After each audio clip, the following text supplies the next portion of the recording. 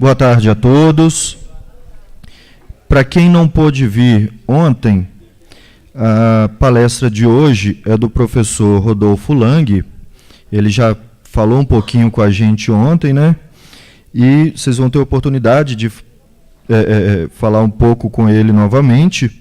Professor Lang, então, para quem não estava aqui ontem, ele é professor na Unesp Bauru.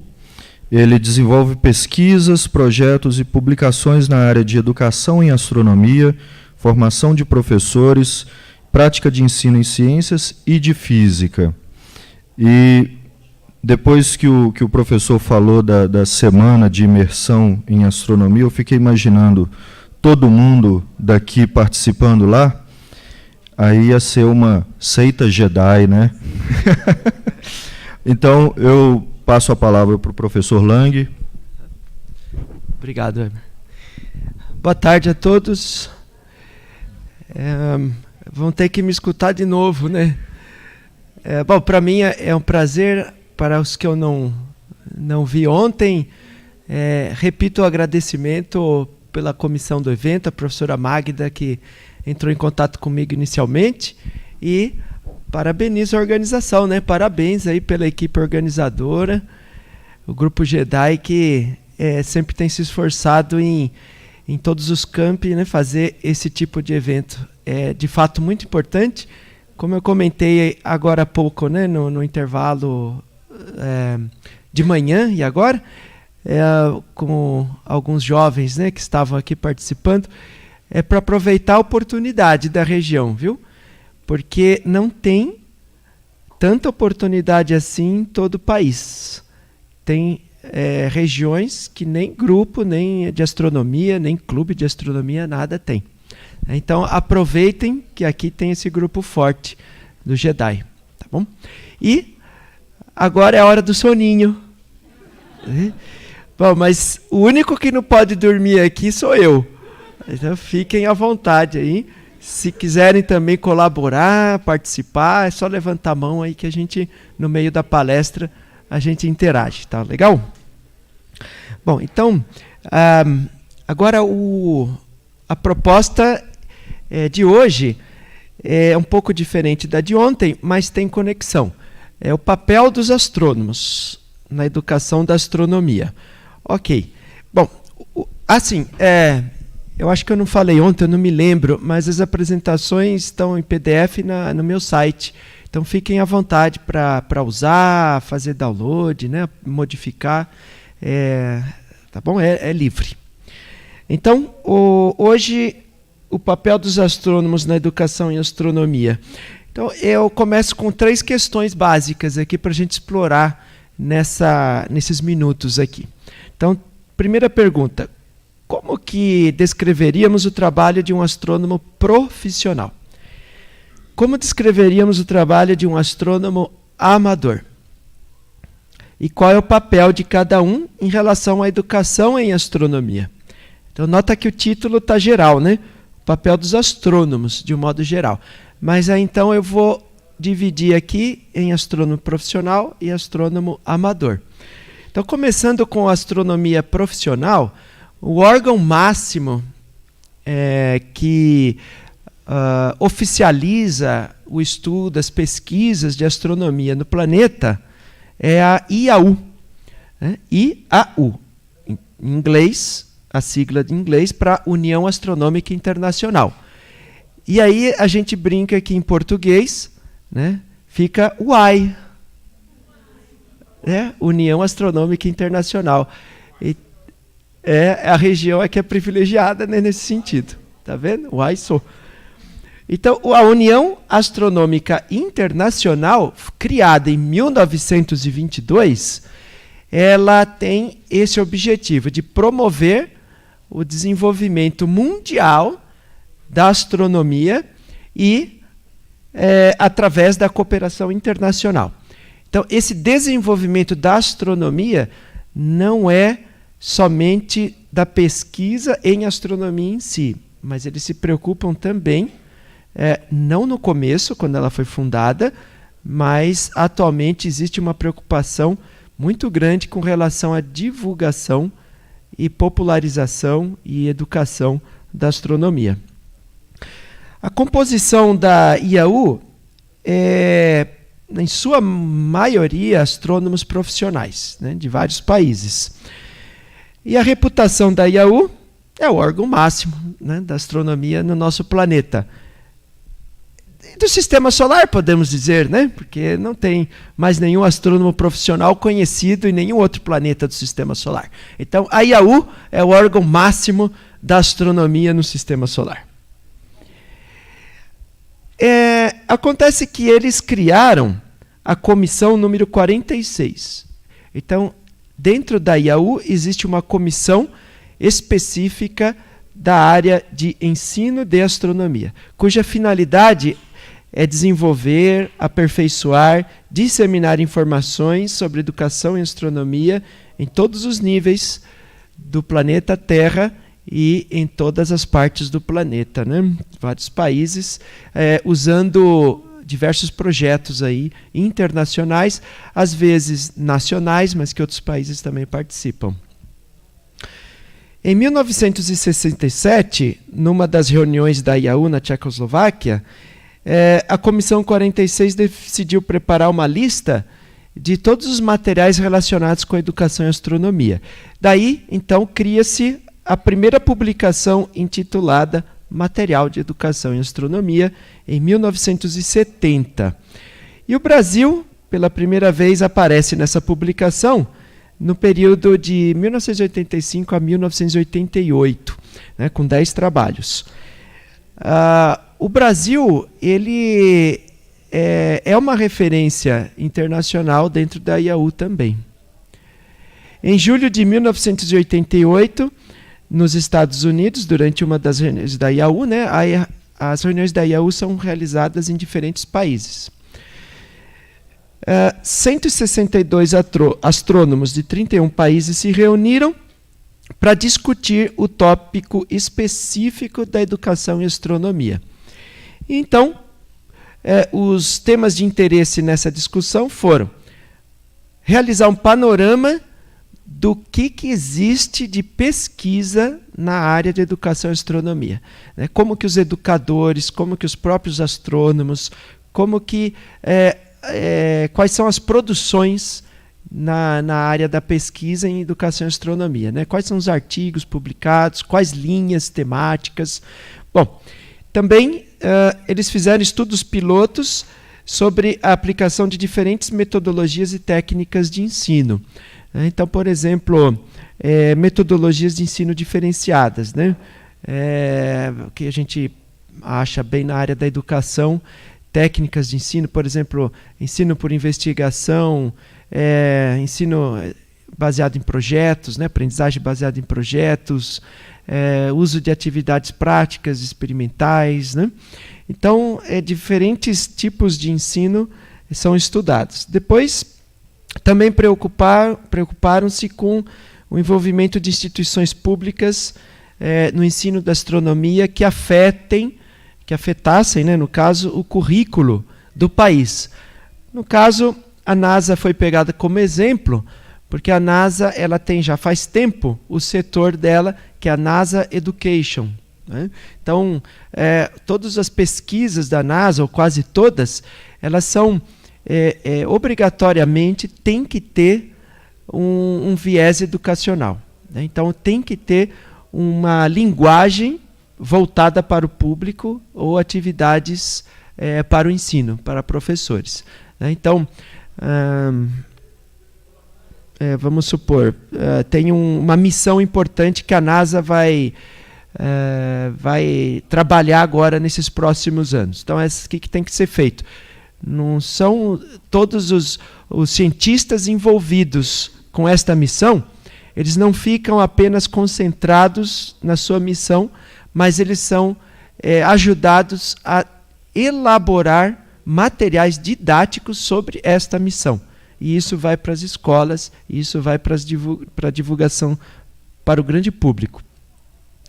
Também nessa mesma reunião, eles se preocuparam em criar, né, exercícios, atividades, demonstrações de laboratório, observação do céu a olho nu por telescópio, uso de planetários, né, voltados para a educação, e não apenas como um show em si mesmo.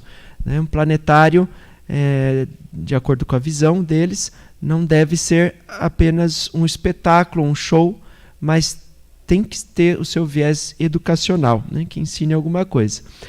Também pensaram no ensino online da astronomia, pensaram também na interdisciplinaridade da astronomia.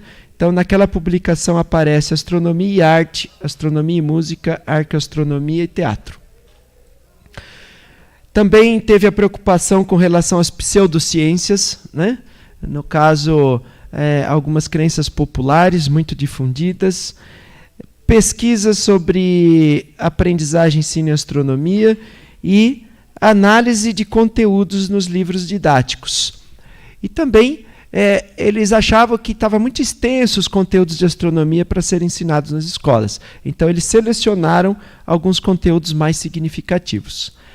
Então, essas foram as preocupações naquela ocasião. E esses resultados foram publicados, então, numa espécie de atas ou anais daquelas reuniões, né, da IAU, mais especificamente na educação e astronomia. Depois, se vocês quiserem, pode procurar nessa referência aqui, ó, Passakov e Percy. Aí vou dar um spoiler.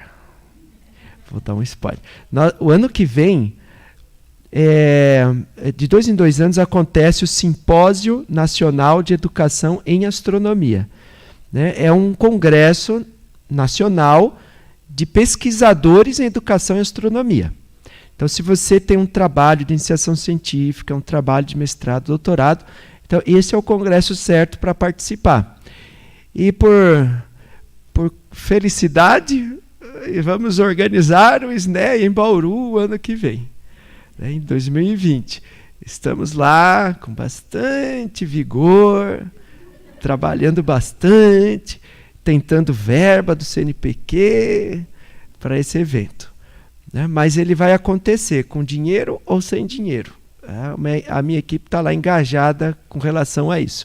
No último SNEA, que foi em Londrina, então foi-me forçado, foi convidado a organizar o próximo SNEA. Então vai ser em 2020 e, aí vem o spoiler, estamos quase conseguindo trazer o Passakov, né, o professor Jay Passakov. Se vocês procurarem na internet, ele é uma pessoa sensacional. Ele vai em todos os eclipses, né, não perde um eclipse. E muito também envolvido na área de ensino e divulgação da astronomia. Vamos ver se dá certo, né? Bom, então, além das ações da IAU, claro, nós temos outros exemplos internacionais. Temos exemplos de parcerias entre grupos de astrônomos amadores, astrônomos profissionais, universidades, que se juntaram, se uniram e conseguiram ter a força para alterar o currículo de um país, tá? E colocar a astronomia ali. Por exemplo, na Alemanha isso aconteceu, nos Estados Unidos isso aconteceu, no Japão, Bulgária, México, Itália, Polônia. Então, astrônomos amadores, profissionais e universidades se juntaram e conseguiram argumentos suficientes para que o Ministério da Educação, né, de cada país pudesse, então, formar, oferecer cursos, né, de formação para professores, treinamento, junto com os profissionais e amadores, e mudar o currículo do país, inserindo a astronomia no ensino. Bom, falamos dos profissionais um pouquinho, agora vamos falar um pouco dos astrônomos amadores. De acordo com o Dyson, né, esse autor, os astrônomos amadores são uma verdadeira ponte entre os astrônomos profissionais, né, e o público. Por quê? Bom, como nós vimos, né, ontem, a astronomia ela tem essa distinção, né? Ela distingue-se de outras ciências, de outras disciplinas, porque, dentre outras coisas, né, nós temos a possibilidade de que astrônomos amadores contribuam para as descobertas científicas junto com astrônomos profissionais, né? Então, essa é uma das particularidades distintivas. Até ontem nós falamos, né, não tem físico amador, não tem biólogo amador, mas existe astrônomo amador. Ok. Pensando nisso, né, clubes e associações de astronomia amadora em outros países, e no Brasil também, claro, empenham-se em criar esse interesse, em despertar e motivar esse interesse da população. E eles têm uma valiosa contribuição para motivar, para popularizar, ainda que de modo bem isolado ou pontual, né, ou seja, só aquele local que tem o clube de astronomia, claro, é que vai conseguir fazer a divulgação. Mas se nós olharmos o território nacional inteiro, nós vemos que existe muita carência de existência de clubes de astronomia, de grupos de astrônomos amadores engajados nesse processo, né, de divulgação e funcionando como uma verdadeira ponte entre a astronomia profissional e o público. São os astrônomos amadores que, na maioria das ocasiões, então, formam esse elo, mostrando os fenômenos celestes para as pessoas, para a população, criando eventos. Então vai ter um eclipse, aí é o grupo de astrônomos amadores que vai lá montar os telescópios na praça para a população observar o eclipse, por exemplo. É claro, o astrônomo amador nem sempre tem a formação, nem sempre, não, às vezes tem, mas não como astrônomo profissional, né? Ele não estudou astronomia na universidade. Então, ele, por formação, não é um astrônomo profissional. Mas ele estuda astronomia de maneira autodidata. Então, isso diferencia os profissionais dos amadores. Agora, é claro que o astrônomo amador pode, muitas vezes, superar o nível de conhecimento dos professores que estão em sala de aula e que precisam aprender astronomia e ensinar astronomia para os alunos, né? Os professores, às vezes, tem até um telescópio na escola, mas fica guardado, porque não sabe usar, né? Então, o papel do astrônomo amador poderia ser muito bem nesse sentido, né? Então, pega o telescópio e mostra para os alunos, ajudando o professor. Além disso, não podemos esperar também que os astrônomos profissionais façam esse tipo de trabalho. Muitas vezes o astrônomo profissional ele não vai fazer esse tipo de divulgação. Ele não vai lá na praça montar telescópio. Alguns até vão, mas são poucos. Então, isso fica bem caracterizado com relação aos amadores, né? Grupos de astronomia amadora. Então, quantos clubes de astronomia existem no Brasil? O levantamento mais recente que nós temos registro é de 2018, desse grupo Gaia, grupo de GAEA, né? Aqui o Gaia é da professora Magda. Grupo de Apoio em Eventos Astronômicos. Então, o último levantamento que fizeram foi esse. São 193 observatórios, e aí inclui observatórios profissionais, né? E, obviamente, os amadores, particulares, etc., 179 planetários, e aqui está incluindo também os fixos e móveis, né, os itinerantes. Fixos é sempre variável, mas a última vez que eu consultei estava cerca de 50 planetários fixos no Brasil em funcionamento, porque tem muitos planetários fixos que custou milhões de reais que estão parados, abandonados. 571 associações, e aí inclui os clubes de astronomia, né? Foram encontrados 112 projetos relacionados, 39 outras categorias aqui relacionadas. Mas, disso tudo aqui, descobriram que 220 estavam já extintas. Então, nós temos aqui, e 313 inativas. Esse é o total, 1.314, mas tirando as inativas e as extintas, Então, teríamos aqui em 2018 um total de 781 instituições ou órgãos, né, desenvolvendo alguma coisa aí de astronomia no Brasil. Isso eu já falei.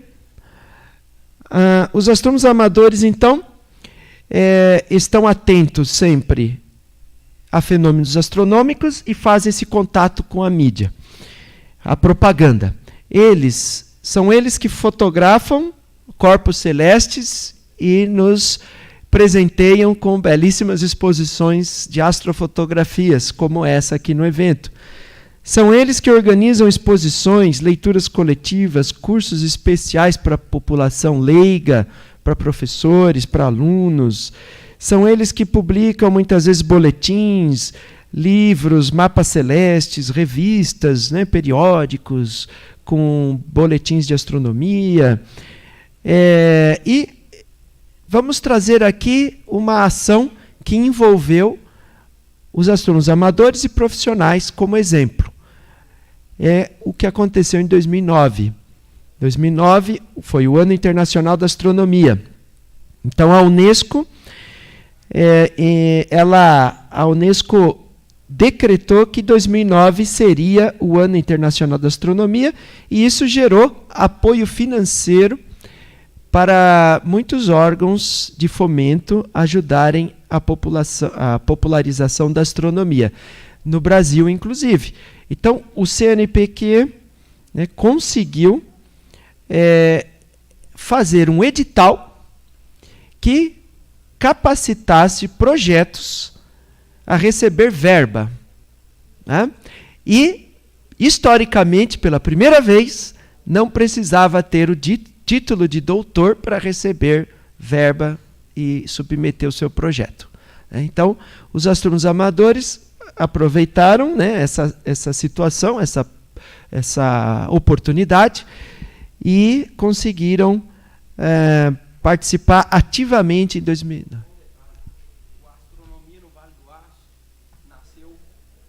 Em 2009. Fantástica informação. A Astronomia Vale do Aço nasceu a partir dessa oportunidade aí que vocês souberam aproveitar, né? Em vermelho, nós temos todos os países que participaram do Ano Internacional da Astronomia. Em branco, quem não participou. O mundo inteiro, praticamente, né? Teve o Comitê Executivo da IAU, que cuidou do Ano Internacional. Isso foi dividido em grupos, lá da Unesco, da ONU. Criou-se um secretariado. E aqui, então, teve os parceiros globais, os patrocinadores, coordenadores locais, as outras agências, né, espaciais, parceiras. Então, aqui em vermelho destacamos aqui os coordenadores dos nossos locais. O que vem a ser isso? Então, pessoas engajadas nesse processo se ofereceram para atuarem como coordenador do país, e depois cada região do país teve também um coordenador regional. Tá? Então, é chamado de nó local. Por que nó? Pensando numa rede, né, numa teia amarrada com nós, assim. Então, é tudo interligado. E aqui no Brasil, nós tivemos, ao todo, 148 nós, 148 pessoas, né, que se dedicaram se responsabilizaram a cuidar de um grupo muito maior. Tivemos... desculpa, falei... Não, volta. Apaga, deleta essa última frase. Volta o vídeo aí, por favor. Eu li errado. Foram 148 países, né? Isso é nível mundial, essa estatística é mundial. Foram 148 países que participaram do Ano Internacional. Foram mais de 50 mil eventos no mundo inteiro. Foram mais de 102 milhões de pessoas que participaram no mundo inteiro. E foi dito que este apresentou-se como o maior evento da história de divulgação em astronomia em 2009. o que nós tínhamos em 2007 nos preparando para isso? Então, na Sociedade Astronômica Brasileira, mais de 500 associados e membros. Na Associação Brasileira de Planetários, 23 membros. E, por incrível que pareça, até o Ano Internacional da Astronomia, em 2009, não tínhamos nenhuma estatística, não sabíamos quantos clubes de astronomia existiam no Brasil. Ninguém sabia. Nunca ninguém fez antes. Apenas tentativas, mas nunca ninguém completou esse censo. Por isso, para fazer em 2009 um bom trabalho, então em 2008 foi feito um levantamento de todas as associações, né? Então apareceram 160 grupos de astronomia. Inclusive, quem participasse, né, quem se inscrevesse no Ano Internacional de Astronomia, recebia um kit. Então imagina o pessoal lá criando grupos de astronomia de uma pessoa só para ganhar o kitzinho. Então apareceram muitos grupos. É por isso que naquela outra estatística tem vários extintos, né, porque só surgiu no ano 2009 para aproveitar, para ganhar o kit. Agora sim, o Brasil, né? Nós tivemos 251 nós locais no Brasil inteiro, 25% era universidade, 15% planetários e 60% composto por clubes e associações de astrônomos amadores. Agora sim, aqui no Brasil. Total de eventos em 2009 no Brasil, 5.863 eventos, sem repetir o nó local, né? Então, o grupo fazia 20 eventos no ano inteiro, mas contou como um só. Se você for contar tudo certinho, vai dar 16.369 eventos. O número total de participantes no Brasil, 2.293.175 pessoas. O Brasil ficou em segundo lugar na quantidade de eventos oferecidos. Foi o segundo país no mundo que ofereceu maior quantidade de eventos. Qual foi o público participante? A maior parte foi de escolas, 37%, clubes amadores, universidades, planetários, 11%, museus de ciência, 9%, e outros participantes. E o apoio governamental, em 2009, foram mais de 5 milhões de reais alocados para as atividades em 2009, distribuídos da seguinte maneira: o CNPq abriu o edital no valor total de 2 milhões de reais, foram aprovados 75 projetos de divulgação astronômica no país.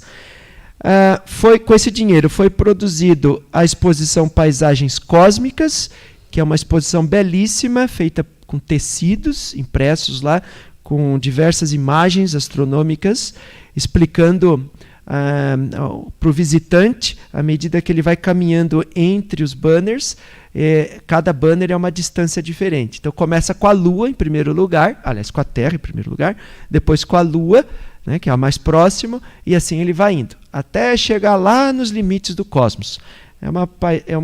250 kits foram distribuídos para o Brasil todo. O livro Fascínio do Universo, 45 mil exemplares, foram publicados em capa dura, em papel gloss, como é que é? Cochê, colorido, lindo. Tem PDF gratuito esse livro, é só você procurar. Desenvolvimento da Secretaria de manutenção do site, né? 300 mil reais. Agora, outras coisas que foram feitas. A OBA, a Olimpíada, 1 milhão de reais, produziu muito material didático. Foi fantástico e também, graças a esse dinheiro, começou a existir os EREAs, Encontro Regional de Ensino de Astronomia, em grande quantidade. E em vários lugares, esses EREAs foram acontecendo. Foram comprados, se eu não me engano, 20 mil galileoscópios. É uma luneta que imita o telescópio de Galileu. Também foi distribuído nas escolas. Outras ações, né, de outros eventos. Astronomia Hoje, também é outro livro que está disponível. E os IFETs e CEFETs receberam cerca de 90, se eu não me engano, quase 100 telescópios. Mas não eram qualquer telescópio. Eram telescópios, tinha alguns até com GPS, de diâmetro considerável, automatizado. Sim, vocês receberam? Tem aqui, não?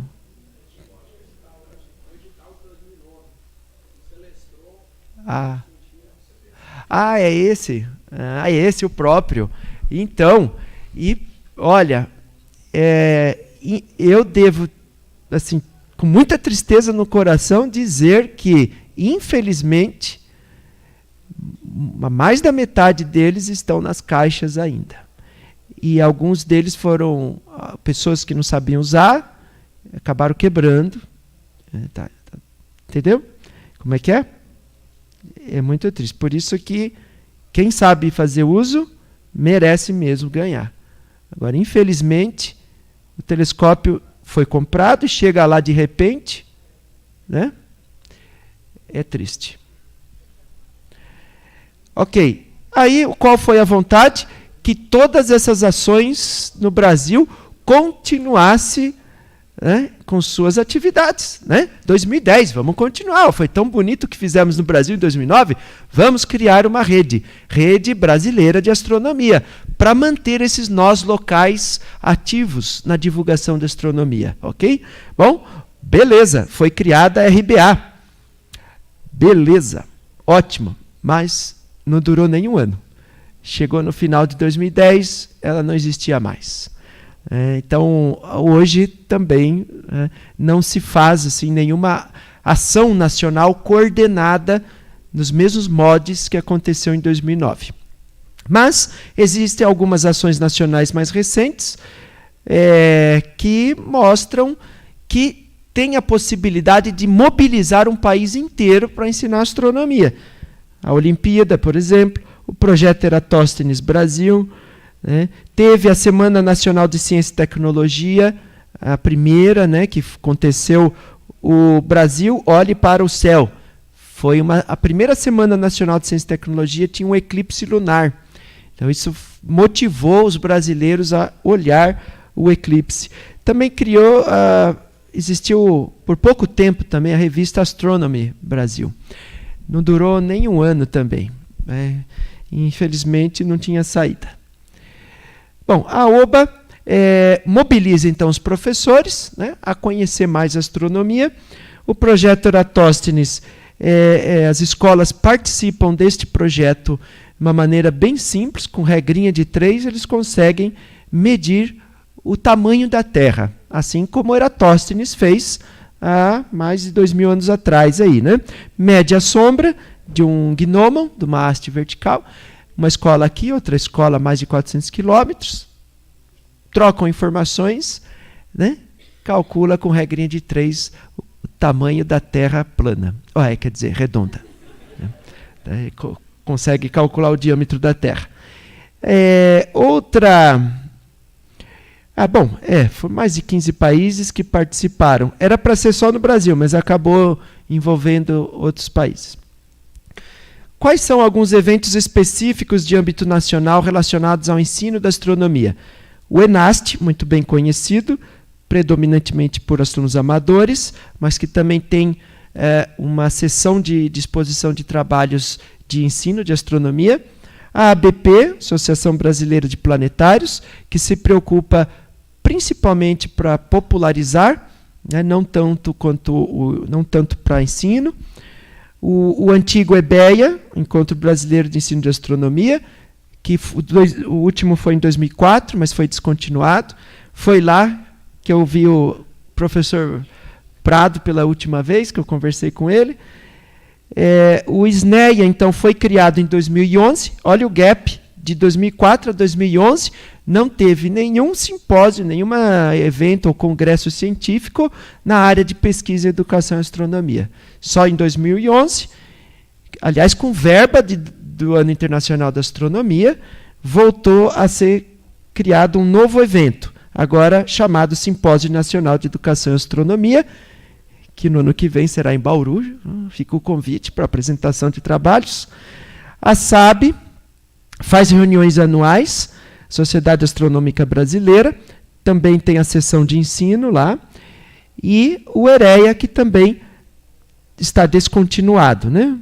Agora, é claro que esses daqui são específicos em educação e astronomia.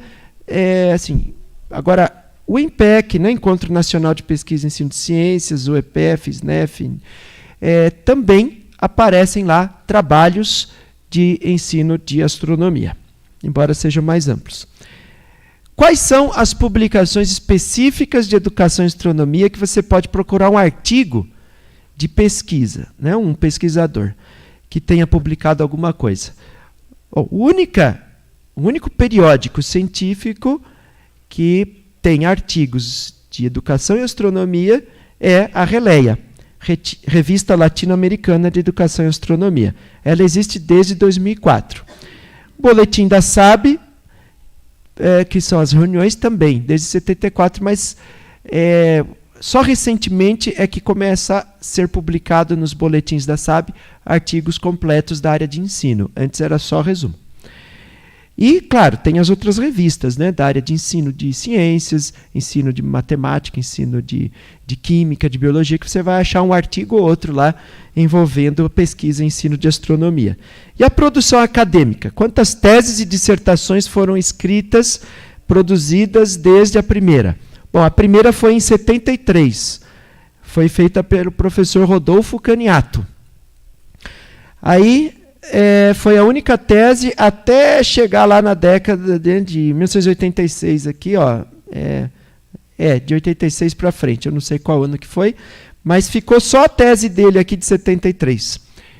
Quer dizer, mais de 10 anos sem publicação de tese ou dissertação de mestrado em ensino de astronomia. E aqui nós temos as estatísticas, né? A quantidade foi aumentando de dissertações e teses. Todas as teses e dissertações podem ser lidas gratuitamente, baixando o PDF, no banco de dissertações e teses que o professor Paulo Bretones mantém lá no site da UFSCar. Até 2017 está completo, mas falta algumas ainda em 2018. Por isso que não tem a estatística aqui ainda em 2018. Ok? Como vocês puderam ver, tem muita coisa para ser feita. Né? Precisamos de mais pesquisadores na área de educação e divulgação em astronomia. Então, quais considerações podemos fazer aqui? Apesar do ano 2009 ter sido muito produtivo, ter sido marcante, e foi um exemplo para que todo mundo continuasse a fazer a mesma coisa, né? Manter aquelas ações de divulgação no Brasil, infelizmente, aquele calor inicial, né, se esfriou. E nunca mais teve nenhuma ação coordenada nacional naquele sentido, que aconteceu em 2009. Continuamos atualmente com ações pontuais, né, localizadas, em que não existe uma preocupação assim, a nível nacional de coordenar ou juntar, mobilizar, né, mobilizar todos os clubes de astronomia, astrônomos amadores para fazer uma ação única e coordenada, por exemplo, né, para abranger o território nacional como um todo.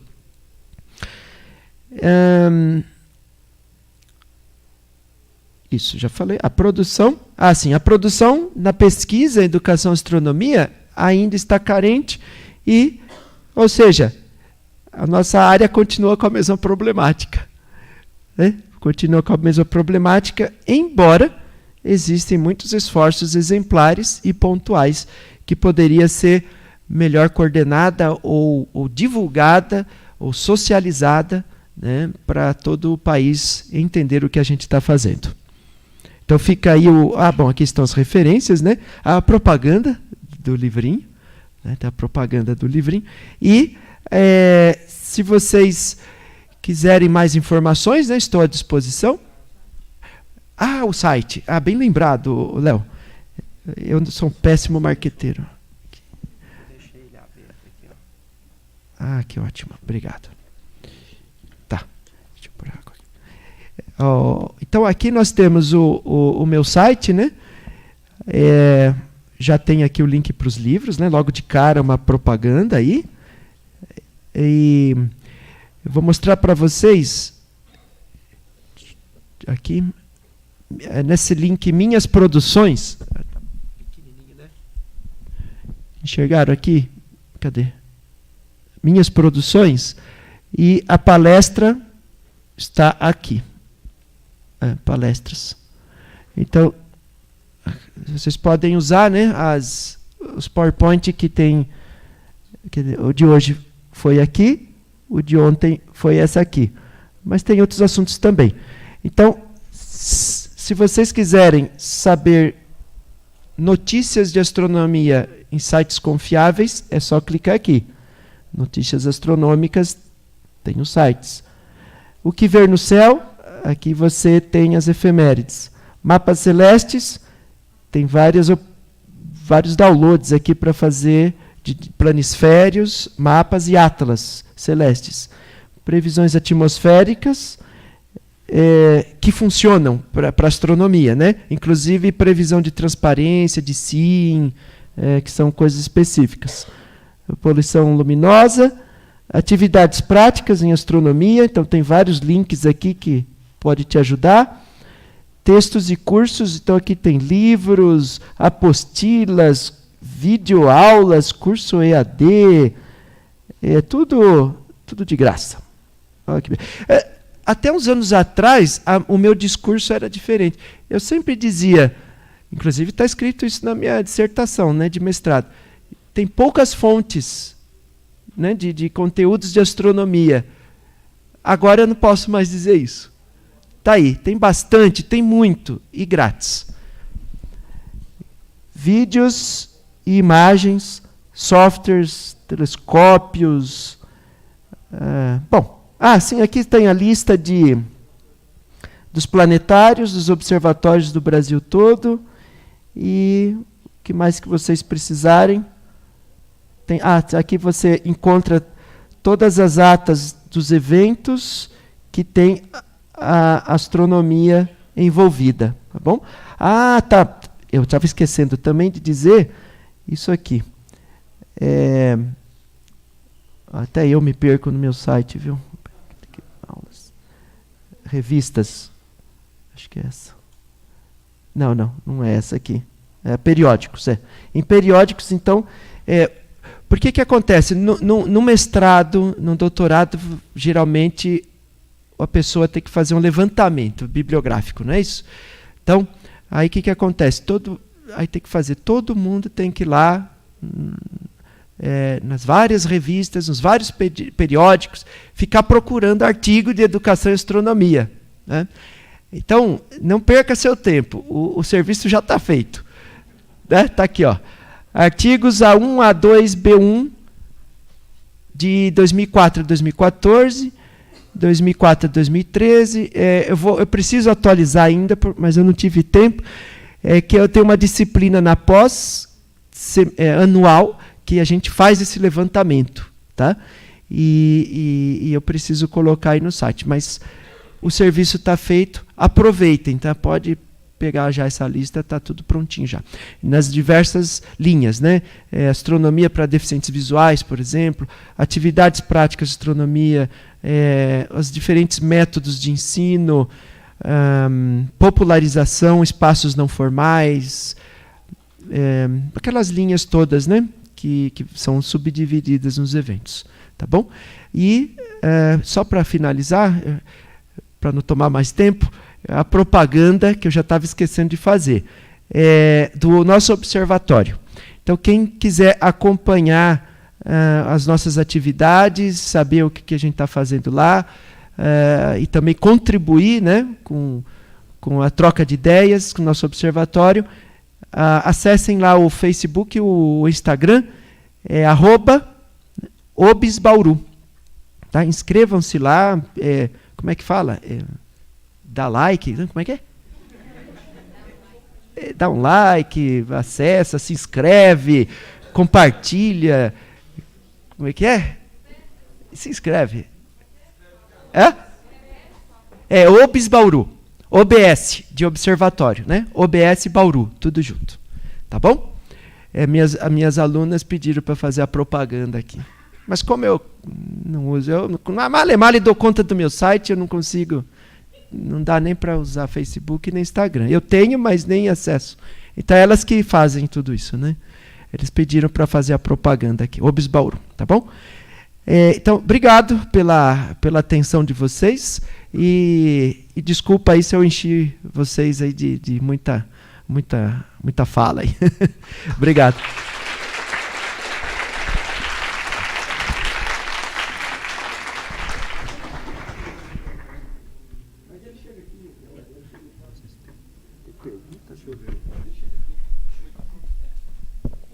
Chega a pessoa aqui embaixo aqui.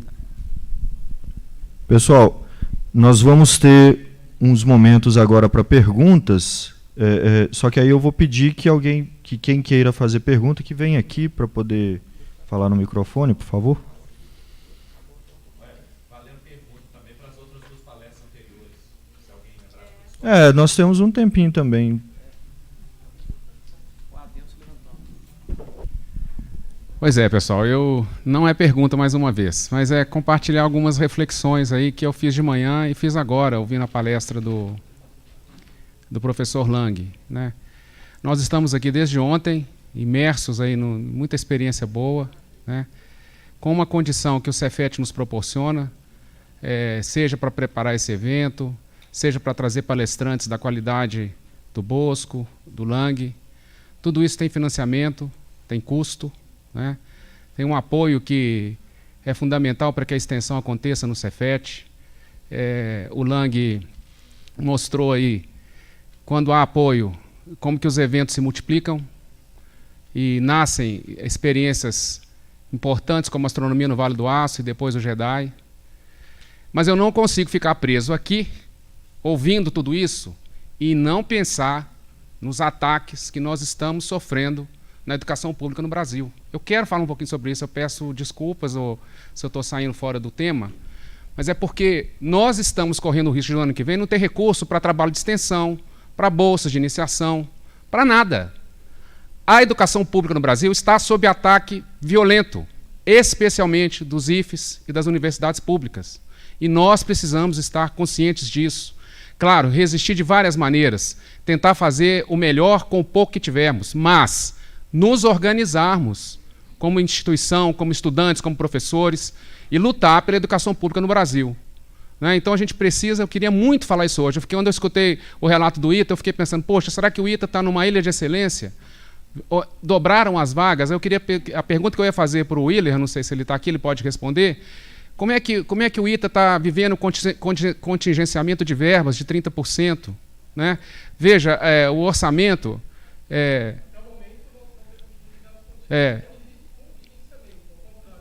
Pois é. E aí, veja, é uma contradição grande para mim, porque as instituições públicas do Brasil, o que aconteceu? Desde a emenda que limitou os custos, os gastos com educação, saúde, que é a emenda do teto dos gastos, os orçamentos das universidades e dos IFES reduziram fortemente. Eles já entraram esse ano com um orçamento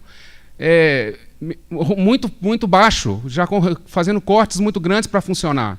E esse ano, 30% desse orçamento que já era pequeno foi contingenciado. Nós estamos vivendo uma situação precaríssima. Qual é o funcionamento do Cefet e das outras instituições no futuro? Não sabemos. E eu queria falar isso aqui, porque quando a gente vê toda essa riqueza, para ela permanecer, para que a gente possa continuar trabalhando, nós precisamos lutar, não apenas fazer o muito com o pouco que temos, mas nos organizarmos, como estudantes, como professores, como comunidade escolar, e lutar pela educação pública diante de um governo que retira direitos, que ataca a democracia, né, e que quer, no meu entendimento, privatizar a educação pública no Brasil e deixar de existir instituições como o Cefet. Eu queria muito compartilhar isso com vocês e chamar a atenção de todos para isso.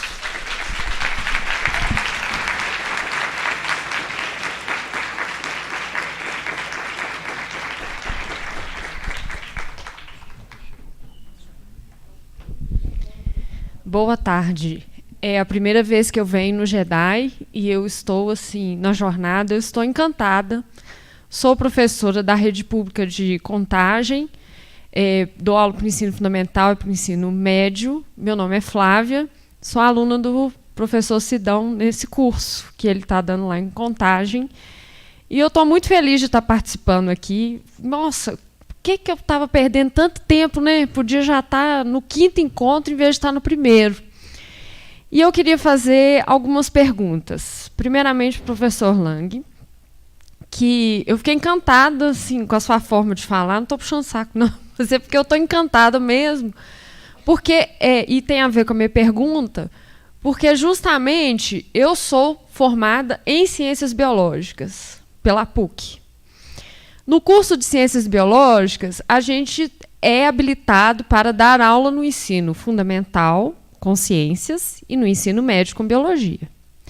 No ensino fundamental, para dar aula para o ensino fundamental, eu tive uma disciplina que se chamava astrofísica.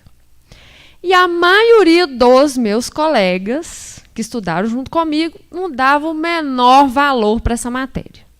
Só que aí, depois que a gente forma, a gente tem que trabalhar com os parâmetros que o MEC determina para a gente. E agora a gente está vendo o BNCC, que pede que o ensino de astronomia seja dado, né, desde a educação infantil até o ensino médio. Mas a formação está precária. E aí, professor, eu queria que o senhor fizesse uma avaliação sobre como motivar, porque eu estava conversando com o Sidão ali, pelo que você colocou no site, né, pelo que você mostrou para a gente, pelo que eu venho acompanhando, está aí. E por que o professor de ensino fundamental tem tanto medo de astronomia? Eu queria que o senhor fizesse uma reflexão. Aí, aproveitando que eu estou aqui, para não precisar de voltar, eu queria que o Cristóvão Jacques, ele está aqui? Falasse o que, já que ele disse que é recurso próprio, que é desejo, iniciativa própria de fazer esses estudos, né, e ter esse reconhecimento todo, eu queria que você contasse para a gente o que te levou a chegar na astronomia amadora. E, aproveitando também o microfone, eu queria perguntar para o professor do ITA, que eu sou péssimo para nome, não, Willer, justamente que fizesse uma avaliação sobre, porque você deu uma palestra com muitos dados técnicos, né, científicos, assim, olha, a gente trabalha assim, a gente faz assim, e aí a gente tem um presidente da República que contesta os dados científicos, né, do INPE, dados científicos, que a gente vê essa catástrofe recente com relação à Amazônia. Não sei se tem muito a ver, mas eu acho que a gente precisa refletir sobre isso, né, que está atacando a ciência, está atacando tudo aquilo que a gente vem aqui nesse sábado debater. Aí seriam essas as minhas perguntas.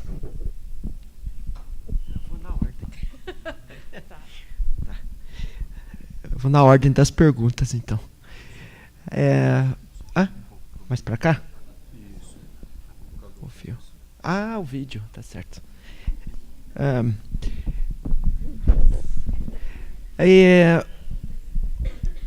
Bom, parabéns pela pergunta, Flávia. Realmente a formação dos professores, ela infelizmente não contempla como deveria, né, os conteúdos de astronomia. Você foi muito privilegiada por ter uma disciplina na PUC, você falou, né? Porque certamente deve ter tido algum professor lá que ofereceu essa disciplina, porque, em geral, quase nenhum curso de licenciatura em ciências biológicas tem astronomia, né? Então, os professores realmente vão para a sala de aula sem saber, pelo menos da parte da universidade, né, no curso de formação, não é ensinada astronomia mesmo. Também depende de como foi ministrado a disciplina de astrofísica, né? Se foi ministrado, por exemplo, para um astrofísico, né, de pesquisa, a gente cai naquele problema de que o conteúdo não fica relacionado ao ensino, né? Então, por exemplo, Eu sei de alguns cursos de licenciatura e de formação de professores de ensino fundamental para ensinar ciências lá, mas aí a disciplina de astronomia ali é dado por alguém que é astrônomo. E aí fica calculando posições de astros, né? Fica calculando mecânica celeste, fica calculando. Então, não é nada relacionado com o que o professor vai precisar na sala de aula, né? Então, não tem relação. Então, embora tenha disciplina lá na grade curricular da formação do professor, ele vai sentir a mesma dificuldade depois lá em sala de aula. Enquanto que os conceitos mais básicos, né? Por que tem fases da Lua, o que é o eclipse, estações do ano, né? Ou esfericidade da Terra, medir sombra do gnomon, coisinhas simples, mas que são conceitos mais básicos e profundos para começar a ensinar astronomia da maneira boa, né? De maneira certa. Infelizmente isso não tem. Então você me perguntou qual seria a minha reflexão, né? Até uns anos atrás havia-se a intenção, a vontade de colocar astronomia em todos os cursos de professores, né? Mas quem daria? Não tem nenhum especialista nisso, né? E não tem quantidade também de astrônomos para isso. E se for realmente astrônomo da área de pesquisa dura, né? Lá da hard, dificilmente ele vai conseguir fazer links com educação. Então, recentemente, o que tem se investido? Tem se investido em cursos de formação continuada para professores, né? Já que não dá para inserir astronomia na inicial, faz na formação continuada. Mas é isso que eu acabei de falar aqui, essa a problemática. Falta uma mobilização a nível nacional, né, que faça com que todos os professores tenham o mesmo curso de formação continuada de astronomia, as mesmas orientações, que sigam um documento nacional, né, a orientação, por exemplo, os parâmetros da base nacional, né, curricular, a BNCC, e que eles aprendam astronomia da forma mais básica possível e percam esse medo. Porque não precisa ter medo da astronomia. A pessoa tem medo porque não conhece e porque escuta os outros falarem. Ou então porque vai assistir um vídeo no YouTube e não entende nada daquilo, porque o que foi explicado lá é de alguém da área muito específica e não consegue ter a linguagem. Aí o professor não entende nada e deixa para lá, né? Então acaba não ensinando mesmo ou procura fontes não confiáveis, né? Então, assim, o que está acontecendo hoje é um investimento maior para a formação de professores que já estão em serviço, né? Mas falta muito ainda para fazer uma coisa melhor, né? É a vez do Cristóvão.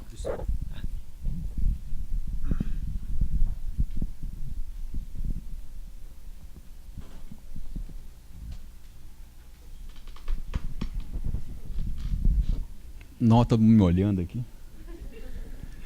É o seguinte, gente.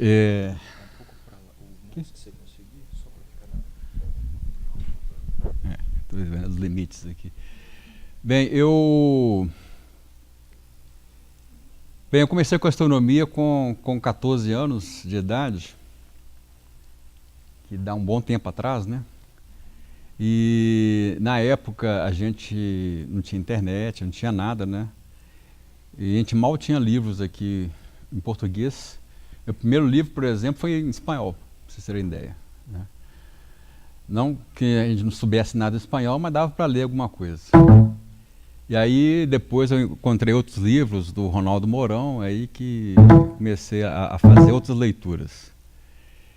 Nessa época também eu entrei para uma dica que eu sempre dou para o pessoal, é você entrar para um clube de astronomia da sociedade ou mais perto, né? Para você ter um melhor desenvolvimento mais rápido, ou seja, você vai ter um desenvolvimento mais rápido, às vezes até que lendo vários livros, porque tem pessoas que são práticas naquilo lá, na astronomia, e vão te dar um caminho mais curto para você chegar lá. Então, entrar no clube de astronomia é muito importante. Foi que eu entrei no CEAMIG, 1976, mais ou menos, vocês terem ideia, né?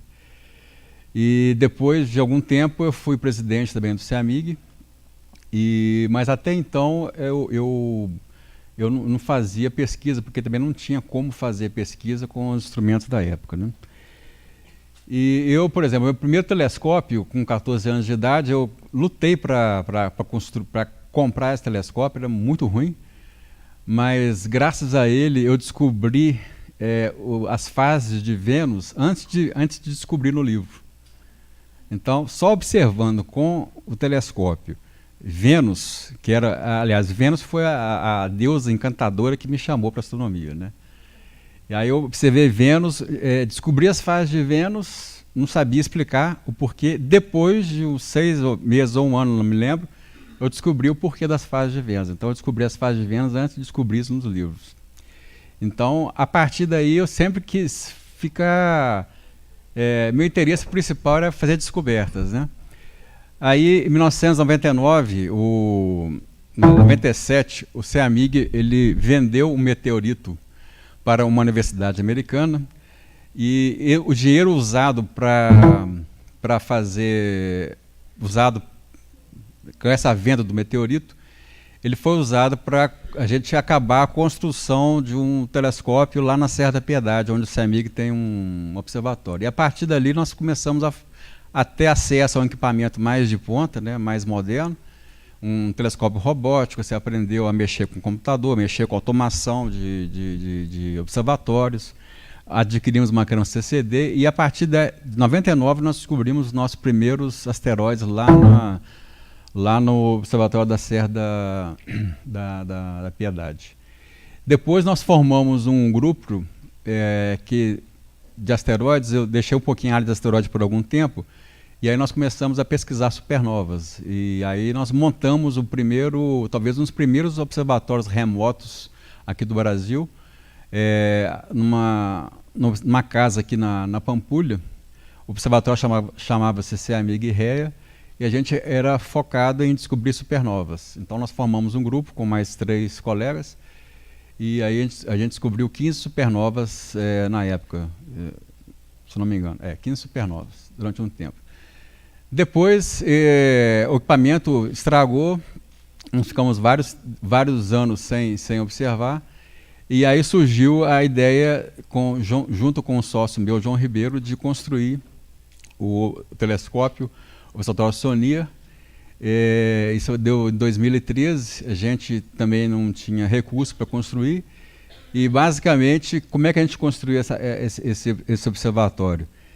Na época eu saí de um emprego, né, fui convidado a sair depois de 25 anos, e eu peguei uma parte do meu fundo de garantia e investi na compra dos telescópios. E o meu companheiro, João Ribeiro, que era o sócio lá, ele vendeu o apartamento dele em Belo Horizonte para construir a parte civil e construir a casa dele lá. Então, na verdade, ele construiu o primeiro observatório, que ele morava aqui em Belo Horizonte, depois ele mudou para Oliveira, ele é de Oliveira, ele vendeu o apartamento dele aqui para construir o observatório e construir a casa dele. A gente construiu primeiro o observatório, depois ele construiu a casa do lado, né? E aí, juntando a fome com a vontade de comer, ele fazendo o observatório e eu comprando os equipamentos, e tendo a técnica de observação, conhecimento de software, automação, etc. e tal, a gente juntou e em 2013 nós concluímos o observatório e começamos a observação em 2014. E a ideia era o quê? Era observar asteroides aqui no Hemisfério Sul, porque o Hemisfério Sul era pouco observado, então a gente tinha uma vantagem competitiva em relação a outras pessoas, porque a gente morava no Hemisfério Sul. E até hoje tem essa vantagem competitiva, ela está acabando cada dia, mas ainda é uma vantagem a gente morar aqui no Hemisfério Sul para a gente pesquisar, porque o Hemisfério Sul é pouco pesquisado em relação ao Hemisfério Norte. Para cada 20 telescópios de pesquisa no Hemisfério Norte, tem um no Hemisfério Sul, para vocês terem uma ideia da discrepância que existe. E aí nós fundamos o SONIA, começamos a observar, e o nosso primeiro objeto a ser descoberto não foi um asteroide, foi um cometa. Foi o primeiro cometa descoberto aqui no Brasil por astrônomos brasileiros com equipamento brasileiro, né? E depois, pouco tempo depois, descobrimos o primeiro Near Earth objeto, o primeiro asteroide passa perto da Terra, também aqui no Brasil. E desde então a gente tem se mantido com o nosso dinheiro e com verbas de prêmios que a gente ganha. A gente descobriu 7 cometas até hoje. Cada cometa que você descobre, você recebe uma grana. E essa grana chama Edward Wilson Award. É um cara que era um milionário. Ele deixou no seu inventário, né? Ele deixou uma verba para ser distribuída para os astrônomos amadores que descobrissem cometas. Então, todo ano, uma verba é distribuída para todos os astrônomos no mundo inteiro, não importa qual que é a localidade, que descobrem cometas. E com essa grana que a gente tem se mantido também. A gente fez uma vaquinha tem 2 anos atrás também, uma vaquinha deu muito sucesso, as pessoas colaboraram bastante. Então, com as vaquinhas, com os dinheiros de cometas e com o nosso dinheiro, a gente está se mantendo aí e pretende trabalhar pelo menos mais 5 anos nessa área aí. Tá? Obrigado.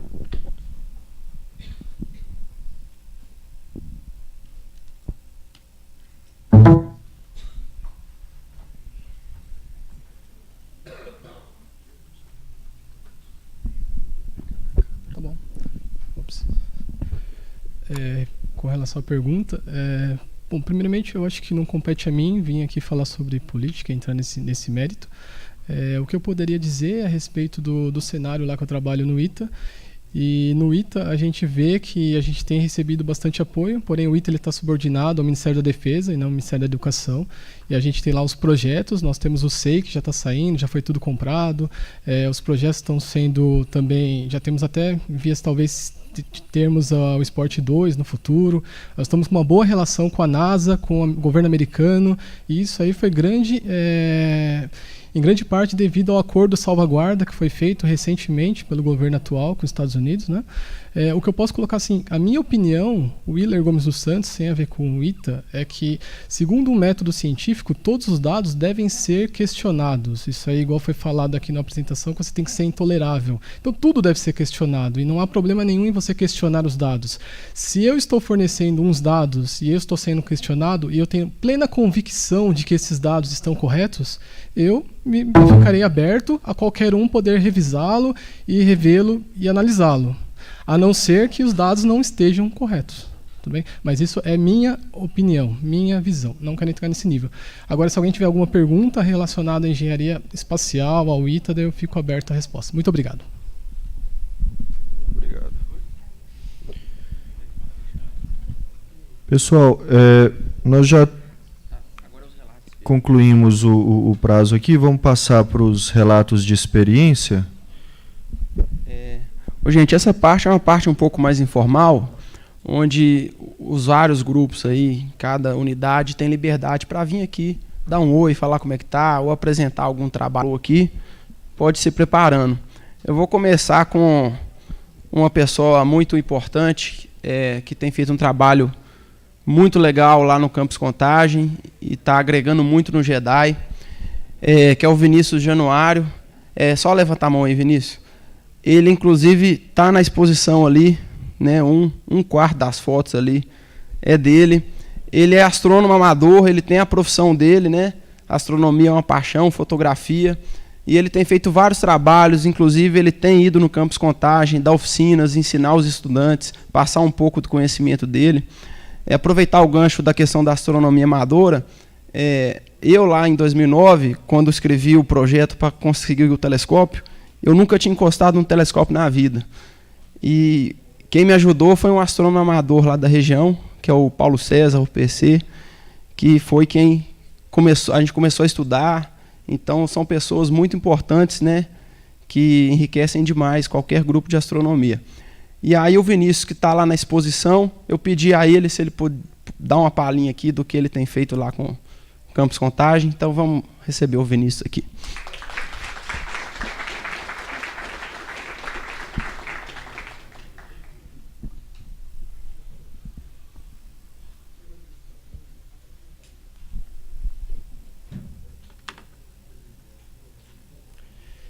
Vinícius, aqui tem um laser para frente e para trás. Beleza. Fica à vontade aí. Obrigado.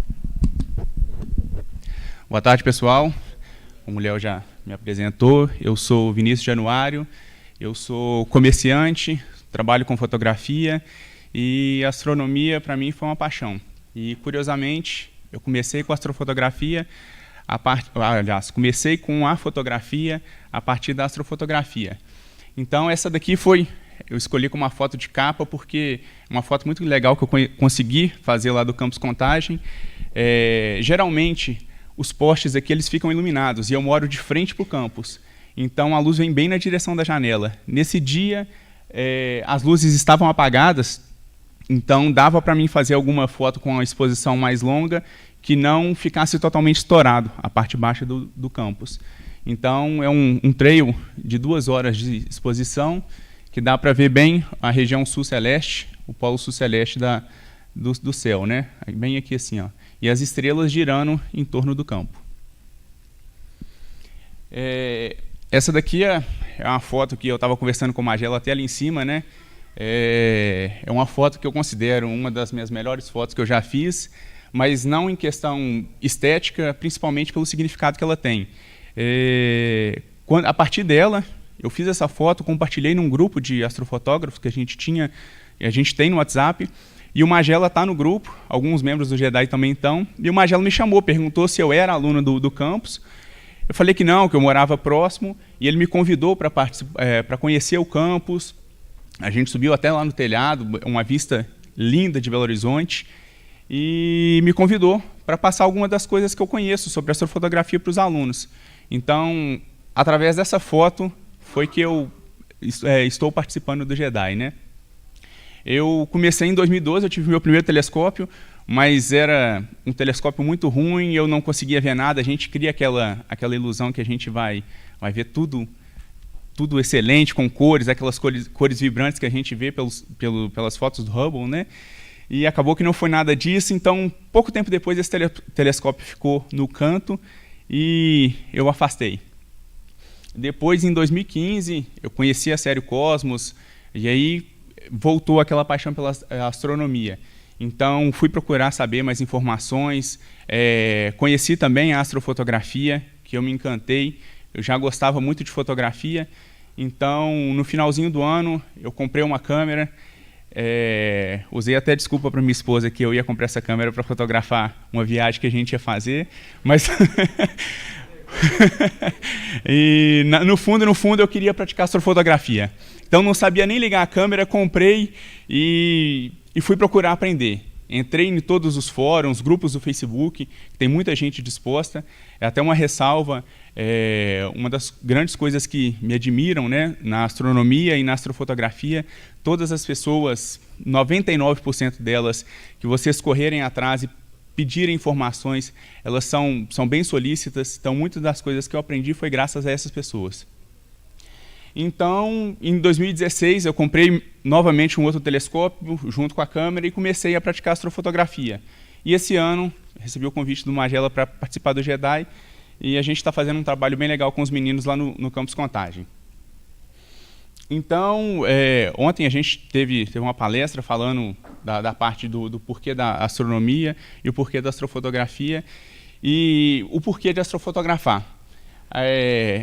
Quem já teve o contato com o telescópio pelocular, já viu? Todo mundo? Quem nunca viu? São poucas pessoas, a grande maioria já viu. Então, vocês sabem que quando a gente vai observar objetos brilhantes do céu, como a Lua, Júpiter, Saturno, a gente consegue ver alguns detalhes legais, alguns aglomerados globulares, são objetos brilhantes. Mas quando a gente vai observar nebulosas, galáxias, são objetos muito difusos. Então a gente acaba tendo uma visão bem de uma fumacinha. Aqui ficou um pouco escuro, mas simula mais ou menos o que a gente vê. É a nebulosa de Órion e ela fica uma nebulosa muito difusa, sem cores, com apenas alguns contrastes de cinza, né? E isso acontece porque os nossos olhos em situação de pouca luz são biologicamente limitados. Então, a astrofotografia, ela utilizando uma câmera, a câmera consegue ultrapassar essa limitação dos nossos olhos. Então, com ela, a gente consegue captar mais informação, acumular essa luz e transformar ela numa imagem. Muitas das vezes a gente utiliza até várias imagens para ir somando e no final ter resultados como aqui de Órion, que tem mais detalhes, é a mesma região, só que aqui a gente consegue ver as nebulosidades de Órion, com ela com 60 segundos de exposição. E outro lance legal da astrofotografia, hoje em dia a gente vive muito no meio das redes sociais, né? Tudo é compartilhado, todas as informações chegam muito rápido às pessoas, então tem essa questão de compartilhar. Contar para alguém o que você viu é muito diferente de mostrar o que você viu. Na minha primeira vez que eu observei Saturno, para mim foi algo muito emocionante, porque você está vendo aquele pontinho lá, aquela bolinha com um anel em volta, mas traz uma sensação de pequenez para a gente, mas muito boa, uma sensação de humildade, que a gente é tão pequeno num universo tão vasto. E quando eu contei isso para alguns amigos, para eles foi uma situação normal. Quando eu os convidei para pegar no telescópio e observar, eles realmente sentiram a mesma coisa. Então eu gostaria muito de registrar isso e compartilhar com todos. Foi o que eu fiz. E a astrofotografia é isso. Ela te dá a possibilidade de registrar e compartilhar com todos ao seu redor, toda a imensa beleza que o universo nos proporciona e como é gratificante isso.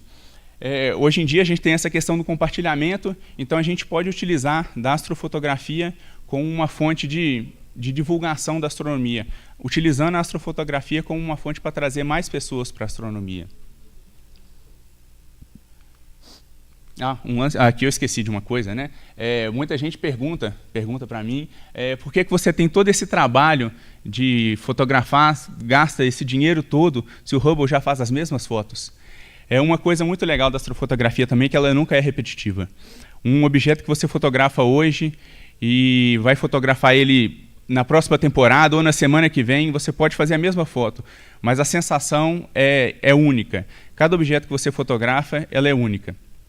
Então, às vezes você pode fazer uma pizza em casa, é prazeroso você juntar todo mundo e fazer uma pizza em casa. E alguém te pergunta, para que você está fazendo essa pizza em casa se você pode ir num restaurante e comprar uma pizza boa, gastando dinheiro? Mas a questão está no fazer, no praticar. Então, você ter o trabalho de ir a campo, montar todo o equipamento, fotografar. Quem pratica astrofotografia sabe que muitas das vezes o que tem para dar errado vai dar errado. Então, é muito prazeroso quando a gente consegue um resultado legal. E como eu tinha falado da astrofotografia como objeto de aprendizado, né, a utilização das astrofotografias auxiliam visualmente no ensino dos alunos, né? Como eu disse, na questão das observações, a gente não tem essa mesma visão dos objetos. Então, a gente previamente, vendo algumas astrofotografias de determinada região e depois visualizá-las na ocular, então você já tem mais ou menos formado mentalmente como é aquela imagem, e isso facilita muito. E a variedade de objetos no céu que acompanham o nosso universo podem ser explicadas com esse registro. Então, a gente pode aplicar isso no estudo dos alunos, como os conceitos da física, da química.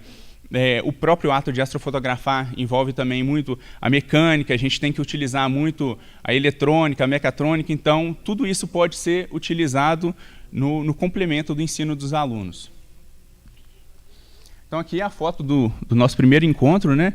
Quando o Magelo me chamou, a gente bateu um papo, e em cima da hora a gente marcou um encontro com os alunos. Alguns alunos ficaram até mais tarde participando do nosso encontro, então eu levei as minhas 2 câmeras que eu tenho, expliquei eles previamente alguns conceitos da fotografia, né? Porque para fotografar o céu não é só colocar a câmera lá, apontar e fotografar, a gente tem que conhecer alguns parâmetros. Então eu expliquei eles previamente e já fomos para fotografar. Então, depois disso explicado, deixei a câmera com eles à vontade para utilizar a partir daquilo que eles já tinham conhecimento, para eles mesmos fotografar. E essa aqui é uma foto deles, que inclusive é até a foto do grupo, né, do Jedi Contagem, o campus e as estrelas. Aqui tem um pouquinho de trail, porque eles deixaram o tempo de exposição um pouco mais longo, mas acabou também que no dia não estava muito favorável. A gente teve um pouquinho mais de nuvens, a lua já estava um pouquinho mais alta no céu, mas foi bem legal. É bem gratificante ver no olho dos alunos o interesse, quando se aperta para fotografar e sai a foto, a empolgação deles é muito legal isso. Aqui uma foto da Lua também, feita por eles. E depois a gente teve um encontro onde a gente foi para a sala de aula, montei um slide, a gente foi passando alguns conceitos da astrofotografia, as limitações, os equipamentos necessários. E, mais uma vez, foi muito legal ver neles a reação, essa vontade de conhecer mais sobre a astrofotografia. A gente, eu estava até conversando com a Magela, da gente programar mais encontros, mas às vezes por limitações minhas, né, em questão de tempo, a gente combinou alguns, não deu para ir, mas eu gostaria muito de estar mais fixo, né, tendo mais apresentações aos alunos, para a gente, até num dos encontros que a gente fizer na Serra do Rola Moça, para levar câmeras para eles, deixar eles operarem, tanto ela com um campo mais aberto, quanto no telescópio também, e deixar eles a sensação de poder fotografar o céu, que é uma sensação incrível. Aqui uma das fotos que eu fiz lá na Serra do Rola Moça, num dos encontros que a gente teve, a lua entre nuvens, o céu nublou, estava bem complicado, mas ainda assim deu para fazer algum registro. Essa é a região de Hofilk, ela é uma região muito bonita do céu, muito colorida, próximo ao centro da Via Láctea. Foi uma foto que eu fiz numa região de menos poluição luminosa. Já tentei muitas vezes fazer essa foto aqui de Contagem, mas apesar da gente estar um pouquinho afastado de BH, a poluição luminosa ainda influencia muito. E aqui uma foto da nebulosa de Órion. Eu estava até conversando com os meninos lá em cima, um ponto legal da astrofotografia também, porque a gente vai fazendo várias fotos e aos poucos elas vão se acumulando, e a gente vai esquecendo. Então, a nossa exposição hoje foi muito legal para poder voltar no tempo e voltar nas astrofotografias. Essa foi uma das primeiras que eu fiz, e também é uma outra região muito bonita, que é a nebulosa de Órion, muito colorida. A gente vê a nebulosidade, o centro aqui, que é um berço de nascimento de estrelas. Então, eu peguei ela de última hora, fiz algum processamento com algumas técnicas novas que eu já aprendi e coloquei aqui para compartilhar com vocês.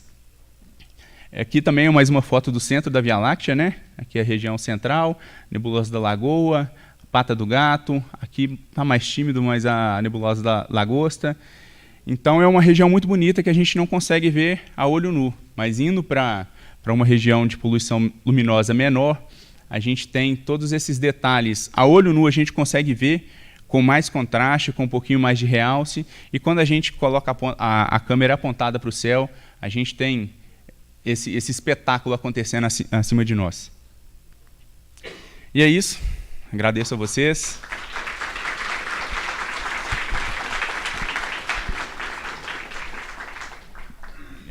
Obrigado, Vinícius. Vamos fazer a sessão direta dos relatos, aí no final, sobrando tempo, a gente abre para os três. É o Cefete Contagem. É no bairro Cabral. Bairro Cabral. Ele mudou de endereço recentemente. O Daniel Barroso, SP.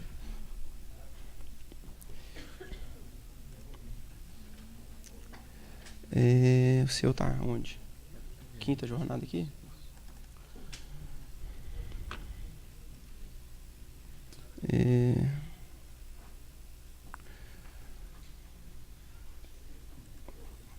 O Daniel Barroso, gente, ele é estudante recém-formado aqui no Cefet, no curso técnico de eletrônica, não é isso, Daniel? E ele fez iniciação científica júnior, inicialmente com o Pazini, depois deu trabalho, o Pazini passou para as mãos do Adelson e da Magda. E ele vai apresentar aqui um pouco da pesquisa que a gente vem desenvolvendo. E ele apresentou recentemente lá no IMPEC, e ele vai compartilhar um pouco aqui com a gente. Tá não?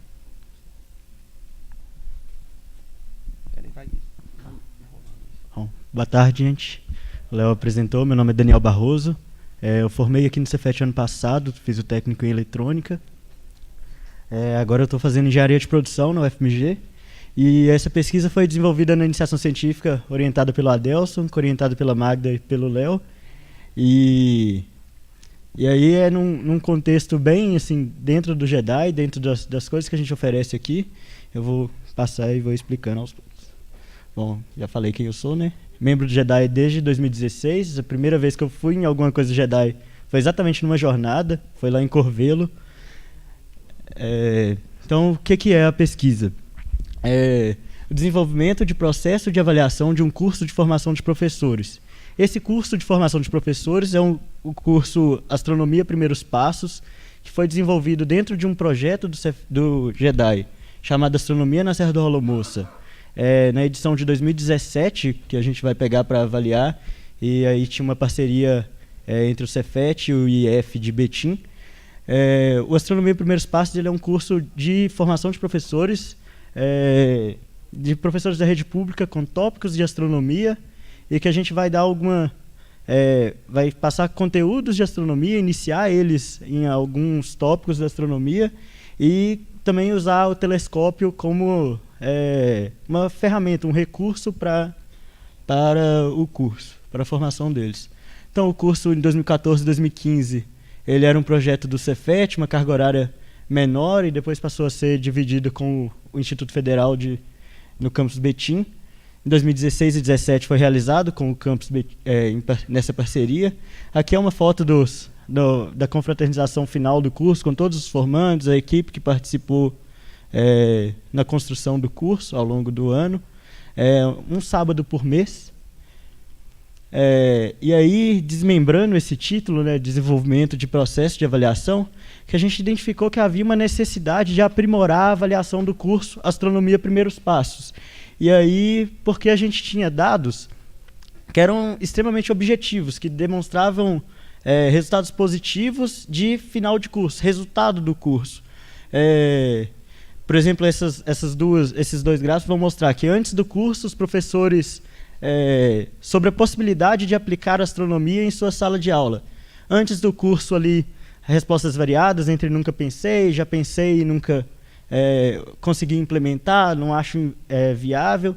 E após o curso vai ter ali respostas que acho viável, tenho interesse em implementar.